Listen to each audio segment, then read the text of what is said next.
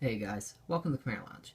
Yes, finally we're doing another Commander deck tech, and my commander, as you can see, is Progenitus. The main reason why I played this is that I wanted to build a deck that was more, that was like a group hug deck, and I didn't really go into it. It kind of just flicked in my head, especially after that new standard deck surfaced, that Turbo Fog deck. I was like, you know what's really good with group hug stuff, like with party draw cards and stuff? Turbo Fog. So I'm calling this my five color, my political 5-color Turbo Fog, because this deck will come out looking. People will be like, "Oh, Progenitus, man, okay, that's a beast," you know. And then they'll start seeing the cards that I play, and they're like, "Oh my god, they're letting us, you know, we're all doing stuff. This is fun, you know. We're drawing everything. We can let him go do his thing until, you know, of course, when he gets closer to Progenitus, we gotta watch out. But then later on in the game, they start finding out, okay, we can't attack into this guy right now. He's fogging right now. No, I haven't experienced this yet. I just built it, but I'm pretty sure this is the experience that I'm gonna get from this deck. So yeah, let's just get into the deck. And the first card is of course Progenitus, my general. Basically only picked him because he's my only 5-color general I own. I'd probably go with probably Corona the False Gods if I had her. But Progenitus is fine. I mean, with Turbo Fog, it's awesome that you can kind of hold off attackers and get this out because it's 10 mana. It's expensive, but once he's out, he should be pretty good for a while. So yeah, he's a 10/10 protection from everything. Remember that you can't put anything on it, really. If Progenitus would be put into a graveyard from anywhere, reveal Progenitus and shuffle it into his owner's library, but that doesn't matter. We just put it back to command zone. So it's basically just 10/10 protection from everything for 10. So it's whatever. Just doing it for the colors, basically. And then we run our utility lands. Of course, we have Reliquary Tower. In this deck, it's more important than ever because we're going to be the one throwing out all the party draw cards. So we need Reliquary Tower. Temple of the False God, just a great card, especially in this deck where it's more controlling. It's better to have this than Ancient Tomb if you're tight on cash. By the way, this is a budget build. I believe this deck is only like $100 and some to build. So if you guys are interested, it's very cheap to play. And this is also a budget list. This is, well, pretty much budget list because well, of course it's budget list. It's like $119 to build, but I basically use only cards in my collection because if I had a strip mine, this would be strip mine. But because I don't have strip mine, it's encroaching waste, which is fine. It's expensive, but I mean, in a Turbo Fog deck where you're basically doing nothing but, as you guys would say, dirtling. I really don't like that word, but that is what you're doing. You'll have enough mana to spend for that. So yeah. And we have Tectonic Edge, the better version. I'll take this all day in a commander deck. This usually I run always besides strip mine if you have the opportunity to. And then yes, we are running Maze's End as one of our win conditions. It's hilarious, and I'm thinking with this Turbo Fog deck, it makes it perfect because not only do you get a lot of late game, but also with Turbo Fog, you have to run a lot of regrowth effects. And with that, when people destroy your 9th or 10th guild gate before you can activate to win, you can actually just later on just bring it back and then be like, okay, you guys are gonna have to keep, you better have like Dust Bowl or that artifact that keeps bringing back lands over and over again. But if you guys don't know what Maze's End is, it's when it enters the battlefield tap, it taps for a colorless, and you can pay 3 colorless and tap it to return Maze's End to your owner's hand, and then search your library for a gate card and put it on the battlefield, then shuffle your library. If you control 10 or more gates with different names, you win the game. So grab all the gates, activate it, win. It's awesome. We have Transguild Promenade. These are just my full 6-color or 5-color fixing. You gotta tap for it. It's definitely worth it in a 5-color deck. Rupture Spire, same thing. Definitely worth it. And then we run the Vivids. It's once again, I mean a lot of these lands come into play tapped, but I mean since we're playing the control route with Turbo Fog and a lot of stuff you're replaying is cheap, it doesn't matter. So we're running the full playset of Vivids. And then we're running the panoramas because those are my, those are like my favorite lands. It would be probably a full set of them, but I think I'm missing Naya Panorama, so I'm only running the 4 panoramas instead. Then we have Raging Ravine. It probably should be a different manland, but this is the only manland I got, so I'm just running it because, there's a lot of wraths in the format, and manlands are important. It's also a good one because it scales too, so it's not bad. And of course, you got to have all the guild gates. I mean, come on. You got Maze's End, you're running the guild gates. You know, it kind of messes up the mana a little bit, makes it more slow and clunky, but I think in a Turbo Fog deck it's perfect. Like, you know, you should have, like, you know, your ping fetch land, you know, your expensive fetches and stuff, but I mean, this is fine. Especially for the win condition. Let me run 1 swamp, 1 mountain, 1 plains, 5 forest.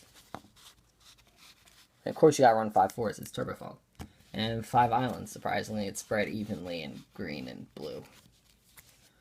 Alright, so the first card we're going into is Gate Creeper Vine. You need this because you want your 10 gates as another way to win. You know, there's other ways to win the game, but it's hilarious winning that way.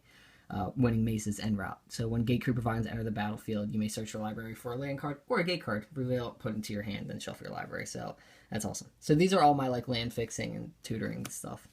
Expedition map, once again, you can go grab Maze's End with it. You can go grab, if you're drawing a ton of cards, Reliquary Tower, anything that you need to grab when you need to grab. Those utility lands I showed you. You know, if you need to grab Tech Edge or something. It's a great card. Fantastic card. And then this is where we get to another part of the you know, group hugginess kind of set. Spectral Searchlight, like this could be, you know, indestructible one that taps for 3 Darksteel Ignis, but Spectral Searchlight is hilarious because you can start being political in this deck. You can start being like, okay, well, if I do this, you know, you need to do this for me. So yeah, you choose a player, that player adds 1 mana. Because there's so many spots where people goes, oh man, if I only had 1 more mana, I could do this. And I'd be like, well, let's make a deal. You know, and that's what Spectral Searchlight can do. Then we're going Kadama's Reach, just a great ramp card. You know, you can't go wrong with that. I mean, because it grabs 2 and it fixes, it's good. Recross the Pass, I'm trying this. A lot of people, this has been a hype card for a couple of people I've heard about. You know, 3 mana, reveal top card of your library until you reveal a land card, put that card into play. The rest of the bottom. And then you clash with the opponent. If you win, bring this back into your hand. So, I mean, yeah, I'm not running too many expensive spells and everything.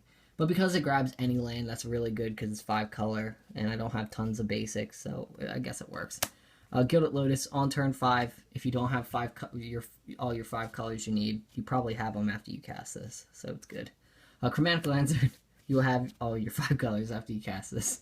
Like, this is automatic in every 5 color deck. Chromatic Lanterns needs to be in there. 3 mana, lands you control have, add any color to your mana pool.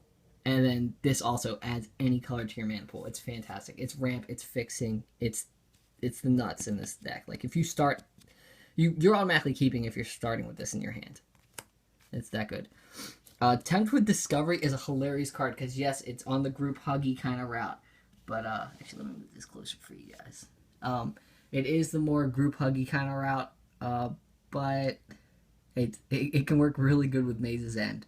It's 4 mana, search your library for a land card and put it onto the battlefield. Each opponent may also do the same thing, but for each opponent that does it, I get to grab another land. So all 3 other people grab it. You know, I'm already grabbed Maze's End. I'll grab 3 gates to go with it, I guess. You know, it's ridiculous. It's hilarious with Maze's End. It's a good combo for it. It'll get you almost halfway there. And we have Crystal Ball. You know, it's my staple card. It scries. It's amazing. Get the answer you need. Then we run Ristic Study. This is like one of the only dickhead cards. I know a lot of people don't like this, being taxed for spells. And, you know, the draw is you know, it's crazy good if people don't pay the tax. And a lot of people don't. You need to pay this tax because it gets out of hand if you don't. Then we run Urban Evolution. Draw 3 cards. You may play an additional land this turn. I think it's great. I like it. Reforge the Soul. Just re-up your hand if you don't have party draws going on. This card might actually come out because I playtest and it seems like it draws a ton. It seems like this deck draws a ton and you end up just discarding this. But I don't know. It could work if you don't get to the party draw yet. And Jace Beleren, King of Party Draws. Everybody loves seeing this guy. And that's why he's in here. And I got Dictated Crewfix. The best thing about party drawing with this is I get it on my turn. Do it at the end of their turn, and then I'll get, you know, I'll be like, you know, group hug card, but I'm gonna start first. Since I'm being so kind, it's my turn. Rites of Flourishing is amazing because not only does it draw an additional card, but you also, everybody gets to play an additional land also. So, you know, group hug, they're feeling it, they're loving it. And Saison, Perverter of Truth, this is when it starts getting like, okay guys, I'm giving you guys a great advantage. We're going to be taxing a little bit now. So if you guys don't know, it's 5 mana for a 6/5. The beginning of each player's upkeep, that player loses 2 life and draws 2 cards. So they're going to be paying a little bit for it. And I'm fine paying a little bit for it. I got gain life cards, and they'll probably be fighting each other. And if they come at me, I'm probably going to be fogging at that point, so I don't care. So kind of start whittling them down incrementally. And Font of Mythos is just, it's a powerhouse drawer. 4 mana. At the beginning of your draw step, draw 2 additional cards. Like, everybody gets to do this. So it's a ton of cards. 3 cards per turn is nuts. And then we're going into our fogginess. Isochron Scepter is absolutely, it has to go in every Turbo Fog type of deck. 2 mana for an imprint. You imprint an instant, converted mana cost 2 or less. And then you may pay 2, tap it. You may copy the exile card, the imprinted card. Cast the copy without paying its mana cost. It's the way of just you not having to use your regrowth. It basically is a fog every time you can untap it. You have a fog open, so you can, have multiple fogs because it's a multiplayer game and you're gonna need multiple fogs. So Isochron Scepter is a must. I mean, I wish I didn't hate tutors at this point because this is the only tutor target I would use for if I had tutors in this deck. But I think it's fun to draw anyways. Makes the game different, even though you can still make them consistent, just build good. And then we're going into our fogs. Our first one is Fog, for one. If you guys know, this is probably one of my favorite green creatures. Spore Frog. It's a fog frog. Constant Mist is amazing near endgame because 2 mana, and then you can sacrifice a land to bring it back. It's a fog for 1 extra mana that you can bring it back by sacrificing land. Just be careful because it can be a non-bow. Don't sacrifice your gates. Don't do it unless you automatically know that you have another win condition set up. And we got Defend the Hearth. Prevent all combat damage that would be dealt to players this turn. Druid Deliverance, another fog. Terrifying Present. And a target creature shouldn't matter. Respite is amazing. I love Respite just because, and especially against tokens and stuff, it could gain you a ton of life. We have Clinging Mist. This is not supposed to be in here. The new, of course, as you can see, I haven't opened a ton of Fate Reforged because there's a card that I need to replace this because I need 2 mana all across so I can make sure it works for my whatchamacallit. What's that thing called? Isochron Scepter. And the card I need is Winds of the Winds of Cal Sigma or whatever it's called. I need that instead because that's 2 mana. But this is in here for now until I get to my local game shop, and then I'm gonna get that instead. And then this is fine to be 3 mana because Safe Passage is amazing. It is your mega white fog because it prevents everything, not just combat damage. Prevent all damage that would be dealt to you and creatures you control. It's very good. And then this is the card that can win the game or potentially kill a person. As soon as you pay it. 6 mana. May sound like an expensive fog, but it prevents all damage, not just combat damage. And not only that, but it also redirects the damage back to them. This is like one of those cards you put in this "you did this to yourself" deck. Channel Harm. I feel like it's gonna do so much work in this deck, and I'm excited to use it. And then we're going to bring back, since we only run that many fogs that you saw, the way to make it multiple is using like regrowth effects, like I said. So works with that and also synergizes very well with if they destroy a gate card or, the Maze's End card. We run Noxious Revival. Phyrexian Man is awesome. Paying 2 life is not a sweat in Commander. And then we have Regrowth, just your classic, Regrowth. Come on. And we also got Treasure Find, which is just like Regrowth, except instead of paying 1 colorless, you play 1 black, and it exiles afterwards, which we don't really care about that. We just want a cheap Regrowth effect. Ewit is your all-star one, because it's on a stick. It's amazing. You can do shenanigans with it. Night Charm is also good, even though it's 1 extra, and it's also mana intensive, but that shouldn't matter in this deck. You can also kill a creature, or you can tap all creatures target player controls. You don't even have to... It's almost like it's, in some spots, it could be like, if you know that they're going to attack you, it can be kind of like a fog. So that's why that's in there. It's like a pseudo-fog. Restock is awesome because you can grab 2 fogs, or you can grab a fog in a gate, or a gate in a gate. Restock is restock. You restock your fogs. Then we have Mystic Retrieval. I just like this because even though it's a little expensive, it has flashback, so it's basically like two. Well, it's not regrowth because it only gets instant or sorcery, but I think that's fine with me because I'm basically all I want to get is instant and sorceries, fogs and stuff. Archaeomancer and Pneumonic Wall are not just in here to get fogs, but they also combo well with a card that I have that pretty much balances everything. I think it's called Whelming Wave. And, I did this combo in a pre-release, and I thought it was hilarious. But, I just really wanted if I can't fog anymore, that I can Whelming Wave and keep bouncing everything to their hand, bringing Archaeomancer back, playing Archaeomancer back, getting Whelming Wave again, and do it over and over again. Just every time on my turn, I'll bounce everything back to your hand. And kind of gives it a little lock, unless you're, there's a lot of enter the battlefield, so there's a lot of way around that with creatures. Now we're going into our counterspells. Negate, just don't counter my spells, don't kill my things. Counterspell, it's catch-all, great card. Dissolve, Scry 1's real good, it's fine. I don't have any of the fancy counterspells and tuck and stuff, so use Dissolve and Dissipate. Dissipate exiles the spell too, so that could be relevant. Oops, sorry guys. We are going to keep filming this because we are too far. I'm not going to start this over now. Alright, now we're doing Glenalendra. Is amazing because it is 2 negates on a stick, and it's a it's a flying 2/2 body. It's fine. It's a good card. Then we have Revoke Existent. We're going into our removal or artifact enchantment removal. Revoke Existent's awesome because it exiles. It deals with gods. Unravel the Aether. Shuffle into their owner's libraries. Once again, it deals with gods. And we have Fracturing Gust. It's really good. Like, yeah, it could kind of hurt us a little bit, but I mean, we're gaining 2 life for each permanent destroyed, which is awesome. I need ways to gain life so I can stay in the race, so that's why it's in there. It's a cool card. Rakdos Charm is my first kind of exile cards from graveyard cards. My first, I guess you call it Termon's Crypt Effect, but we could also destroy an artifact with it, which is sweet. Or once again, there's pesky token decks. We can make them sometimes kill themselves by dealing, if they make infinite goblins and attack at me, I can go, okay, well, take infinite damage in response to that with this card, which is pretty funny. And then we have Relic of Progenitus, just a solid exile all cards from all graveyards. This could once again bite us in the ass, but I think it's worth it. It's a necessary evil in the deck it needs to be in. Whelming Wave, this is what I'm talking about, comboing with Archaeomancer or Pneumonic Wall. Return all creatures to their hands except for Krakens, Leviathans, Octopuses, and Serpents.